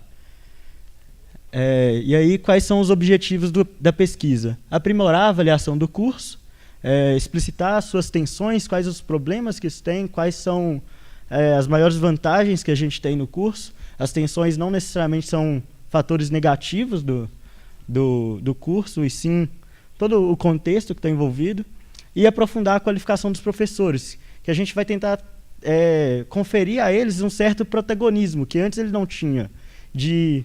Como eram avaliações objetivas, a gente vai perguntar a ele antes do curso, depois do curso e pronto, o professor vai para lá, a gente vai para cá. Não necessariamente é assim. Então vamos tentar dar protagonismo para eles. A fundamentação teórica, ela vai basear na teoria da atividade, numa perspectiva de Engstrom. E aí eu vou passar um pouquinho mais rápido por causa de tempo e tudo mais, só dar uma geral na fundamentação. Que ele vai falar da atividade como algo que interfere na sociedade, a sociedade interfere na sociedade, num contexto de assim, nós fazemos alguma coisa para os professores, eles também fazem algumas coisas para nós, tem uma troca de conhecimento ao longo do curso, uma troca de saberes e uma relação bem horizontal. Então esse conceito de atividade se determinar reciprocamente é bem interessante. Aí pega lá, está proibido falar, né, de Marx, de que se determina reciprocamente. A estrutura da atividade, aí a gente vai entrar nesses tópicos ao longo da pesquisa para avaliar o curso. Então, a teoria da atividade ela vai procurar analisar o desenvolvimento humano no interior das suas atividades, levando em consideração aspectos gerais da atividade, psicológicos, antropológicos, sociológicos, históricos e linguísticos. Isso está num artigo de Camille Matos, que também é uma referência para a gente. E aí, para destacar essa natureza coletiva, social da atividade, a gente vai usar... Aqui era para ter uma animaçãozinha, foi mal, gente. Não era para parecer tão bagunçado, não. Aí um diagrama proposto por Engstrom, que é a relação sujeito e objeto, sujeito aquele que propõe, pensa, realiza a atividade, e objeto ali o que é o motivo da atividade, o que é uma necessidade da atividade, e essa relação sujeito-objeto mediada por outros fatores. E aí a gente vai tratar da divisão do trabalho, quem faz o quê dentro do nosso curso, e a gente vai usar esse diagrama para dar, como é que eu falo, descrever o que é o curso, como que a gente entende o nosso curso. As regras, comunidade, quem está envolvido, quem compartilha os recursos mediacionais conosco, a comunidade, e os recursos, o que é utilizado ao longo do curso. Eu vou passar mostrando também o que é cada uma para descrever o curso. Então, o que era o método? Primeiramente, a gente tinha um diário de campo, inicialmente produzido pela Magda ao longo do curso, e a experiência que a gente teve ao longo dessas atividades, porque todos nós já participamos do curso. Então, a gente carrega conosco uma experiência que, no momento de reflexão, é muito interessante para debater a nossa visão sobre o curso. E aí, vamos descrever o curso utilizando o diagrama. Os sujeitos são os professores da escola pública, a gente está dando protagonismo a eles, a gente quer avaliar qual é a relação deles com o curso. O objeto são conteúdos teóricos e práticos da astronomia e da educação ambiental, e aí tem tópicos de cada aula, porque como é uma astronomia primeiros passos, a gente vai passar por tópicos da astronomia, assim, não vai aprofundar necessariamente em todos eles, vai só dar uma pincelada sobre alguns tópicos, por exemplo, astrobiologia, sistema Terra-Lua, Terra-Sol, e em todas as aulas, num período, tem um conteúdo teórico e, posteriormente, uma prática, onde eles treinam o telescópio com a ajuda dos monitores, são alunos do Cefet.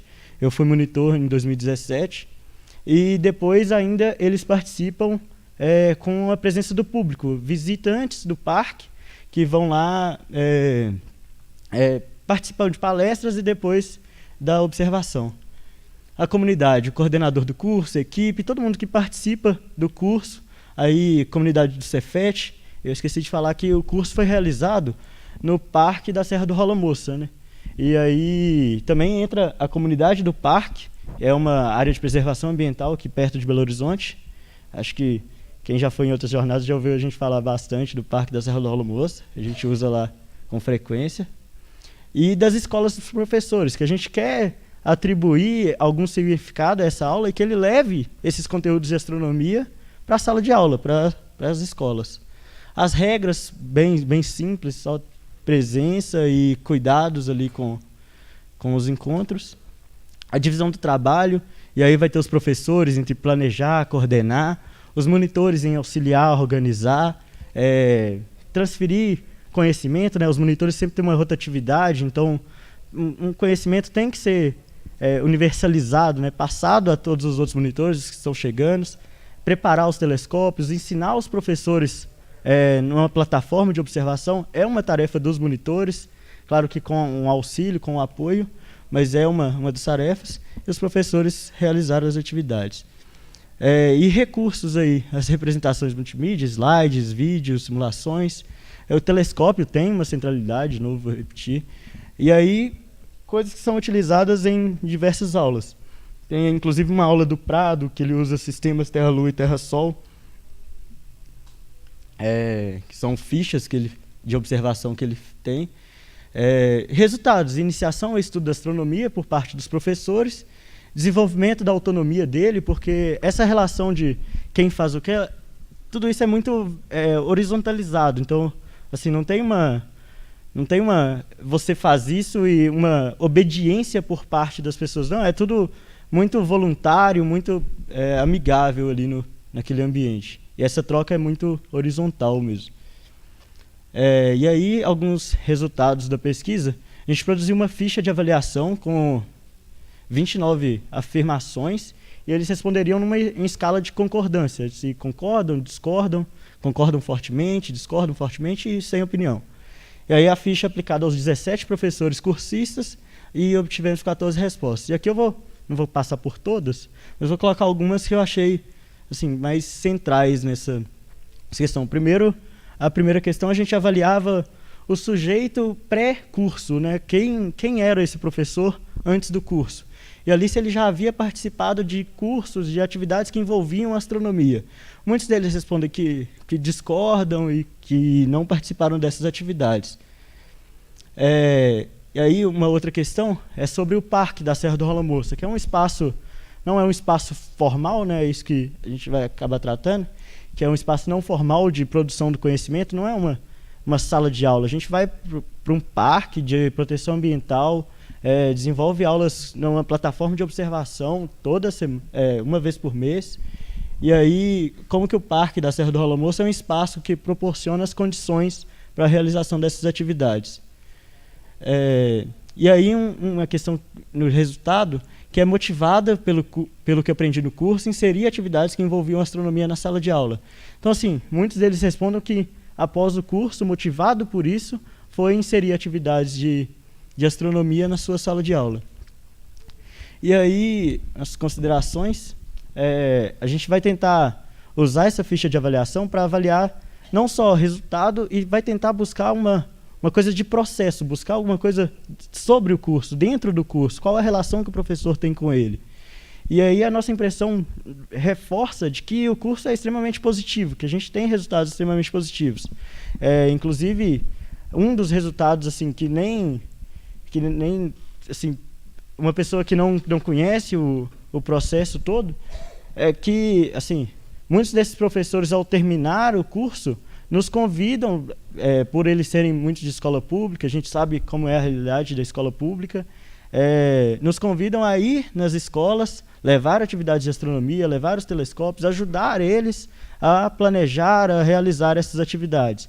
E aí, de novo, tem a participação do JEDAI com eles, cria uma relação de parceria mesmo, talvez tem alguns professores que são, né, por exemplo, a Marielle falou ontem que fez o curso em um dos anos. Tem alguns professores que estão aí no meio. E aí a gente vai ver uma certa mudança na prática docente desses professores que entraram no curso de forma voluntária, não foram de forma alguma pressionados a entrar no curso, entraram porque queriam entrar, porque queriam desenvolver atividades de astronomia, talvez, muito provavelmente, porque não tiveram uma formação completa na área de astronomia e queriam usar isso na sala de aula, entenderam que propicia melhoras na prática docente. E aí, claro que a ficha não vai contemplar todos os elementos que a gente queria de processo e tudo mais, mas vai reforçar esses resultados. E ao final da aplicação dessa ficha, a gente convidou os professores cursistas a participarem de uma reunião de discussão, uma roda de conversa mesmo. E aí 3 professores vieram. E assim, essa é uma nova etapa da pesquisa, a gente ainda está analisando, mas assim, é extremamente positiva, a fala deles reforça muito isso, traz novos elementos, bem positivo.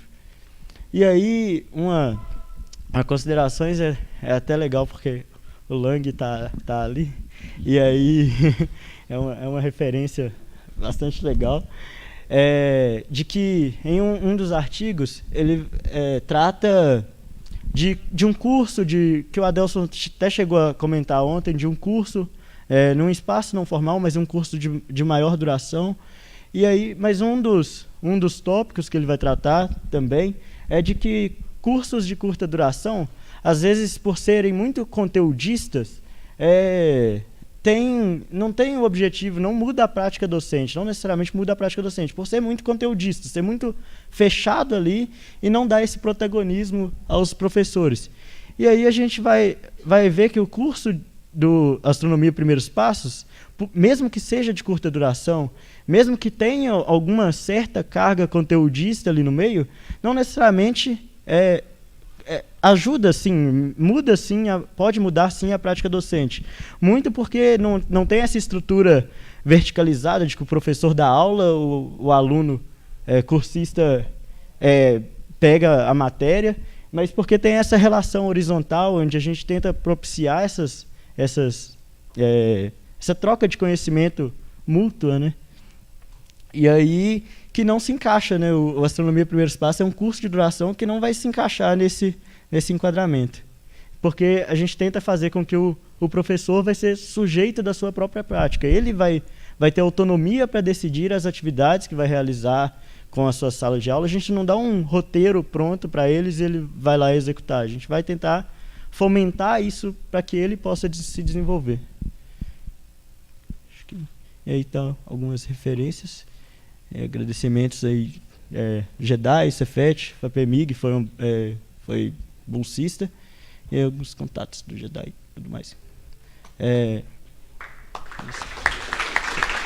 falar.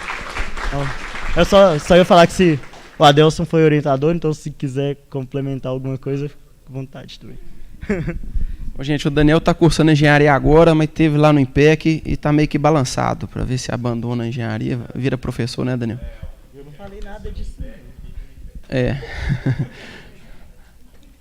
Agora vou convidar aqui o professor Weber para relatar as últimas atividades de Timóteo, do campus Timóteo.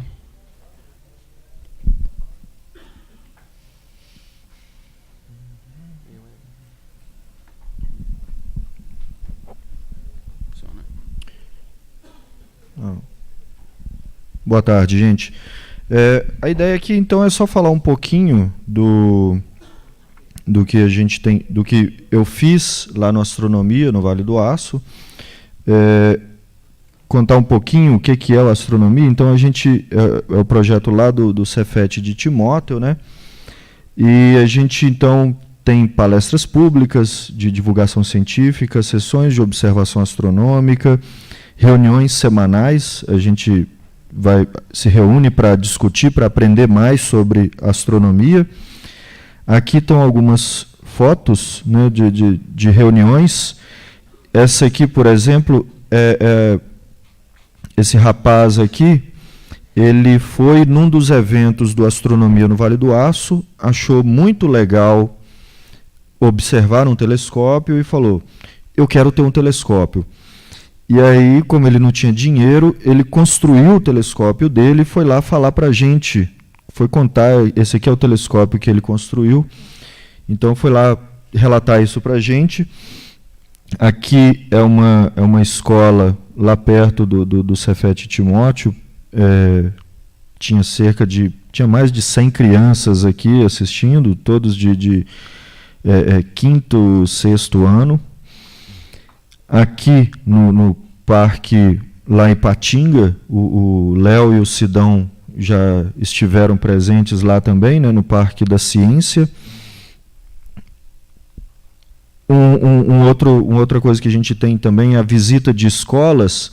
Então, o professor que tem interesse, ele entra em contato, agenda uma data, vai lá levar os alunos, então, e aí eles têm uma palestra, e depois nós vamos lá para o campo de futebol para observar nos telescópios. E o nosso carro-chefe, o nosso evento principal lá é a Noite Astronômica. Ela acontece uma vez por mês e também acontece lá no campo de futebol. A gente leva o telão para lá, enquanto que na visita de escolas os meninos vão até o auditório.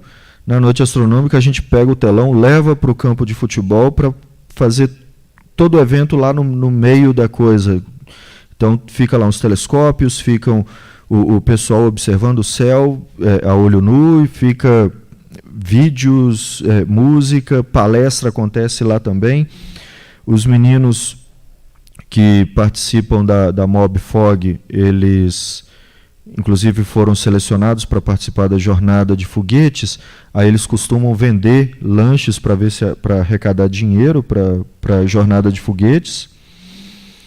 Nós mantemos o blog, a gente não tem mantido não, ele está lá, tem alguns textos, a gente não desfez do blog, mas estava tendo um custo muito grande de tempo para manter o blog, então a gente deu uma pausa, permanece lá, ainda tem muitas visualizações, mas a gente focou mais no Facebook, que são às vezes notícias e textos mais curtos, né, sobre astronomia, sobre o que está acontecendo em astronomia e astronáutica no mundo, né? E esse ano, no início desse ano, eu comecei a pensar, olha, o que mais que a gente pode fazer? Então, eu separei 4 frentes de atuação, né? Então, uma frente seria astronomia e meio ambiente, a outra foguetes e ensino de física, astronomia na ponta dos dedos, ok, astronomia na ponta dos dedos e astrofotografia e ensino de física. Voltou. E a ideia era começar a desenvolver atividades pegando esses temas, né? E como já foi falado, né, no meio do ano eu saí de Timóteo, vim para cá, então algumas dessas ideias elas não se desenvolveram tanto, né? Outras já estão um pouco mais desenvolvidas. Na astronomia e meio ambiente, a ideia, então, já tem um aluno trabalhando com medição de poluição luminosa da região do Vale do Aço. E aí, assim, a primeira coisa que a gente tem feito é isso, fazer um mapeamento da poluição luminosa lá do Vale do Aço. Dentro desse aqui também, mas relaciona com outros temas, né? Tem também essa questão do desenvolvimento de satélites. Mas por que eu coloquei junto com astronomia e meio ambiente? É porque lá tem uma região, tem um parque, o Parque Estadual do Rio Doce, que ele precisa ser monitorado constantemente. Então, numa das vezes que eu encontrei com o professor Magela, veio essa ideia, ele tem o projeto dele de desenvolvimento de satélites, né? E aí veio esse pensamento, será que a gente consegue também desenvolver satélites junto com os alunos para, às vezes, fazer o mapeamento da região, né? Então, o primeiro está sendo feito, o segundo está no campo das ideias ainda. No foguetes e ensino de física, né, eu tenho trabalhado com os meninos na MobFog. Comecei a fazer isso com o pessoal da engenharia, né, introduzindo isso lá na aula de física, botando eles para construir foguete, associando isso com a parte lá da matéria de lançamento de satélites, né, de lançamento de foguetes. Na astronomia na ponta dos dedos, isso aí foi uma coisa que, assim, caiu de paraquedas nas minhas mãos.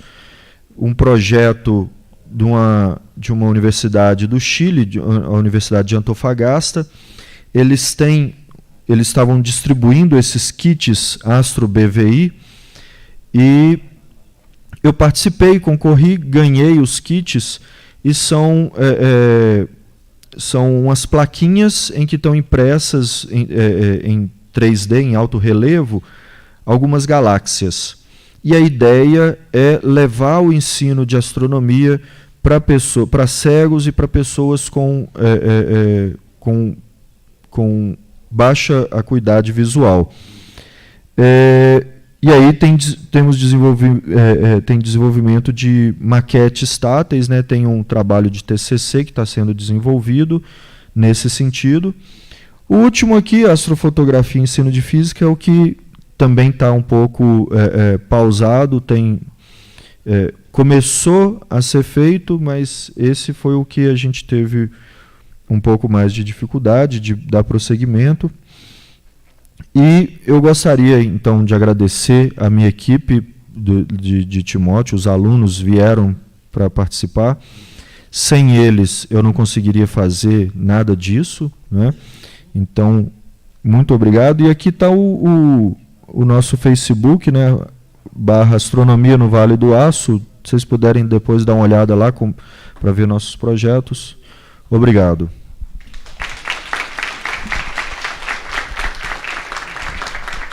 Gente, só para dar um oi rápido aqui, eu queria chamar a professora Rafa e pedir uma salva de palmas, porque ela alojou no ginásio com os estudantes, então a guerreira passou frio, né?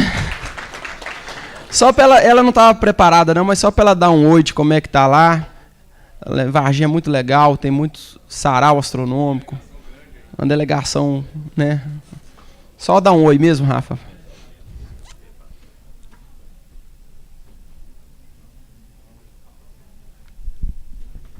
Olá, tudo bem? Oi, gente. Léo, você consegue projetar a tela aí aqui? É só porque eu vou pedir o Pedro para colocar só as nossas redes sociais. É possível? Sim. Às vezes você mesmo consegue colocar para mim. Abra o Facebook aí, fazendo favor. E se você conseguir abrir o... Bom, então, boa tarde, gente. Meu nome é Rafaela, sou professora de Física em Varginha. E desde 2016 a gente começou o projeto lá. As nossas atividades são divididas em grupo de estudo, que é quando a gente ou chama alguém de fora, alguém dentro da comunidade mesmo, para falar de um tema relacionado à astronomia. Eu tenho a característica de chamar pessoas que não são professores de física, em geral, ou pelo menos tentar que nem todos sejam professores de física, porque o povo tem um pouco de terror de física, e talvez um pouco mais de terror de física quando sou eu que estou falando. Então, eu chamo... A última atividade que a gente teve foi o professor de Sociologia falando sobre a ideia da construção do calendário e como que isso está relacionado com a astronomia, como que observar o céu deu a ideia da construção disso, né? Eu pedi ao Pedro, que é meu bolsista lá, só para divulgar com vocês as duas redes sociais que a gente alimenta, tanto com nossas atividades, quanto com um ou outro acontecimento astronômico, algum tema que a gente acha relevante. Se vocês puderem dar uma conferida, seguir as páginas, a gente ficaria muito feliz. Eu queria agradecer também os meninos que vieram participar da jornada, que vieram me acompanhar, o Pedro, que é meu monitor. É isso aí. Obrigada, Sidão. Obrigada, Léo.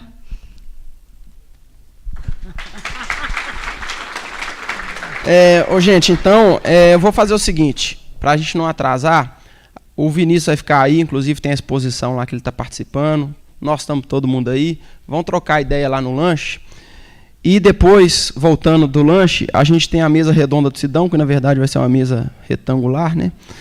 E depois, fechando com chave de ouro, a gente vai ter uma peça teatral aqui, sobre o Galileu, do Cláudio, nome artístico Cláudio.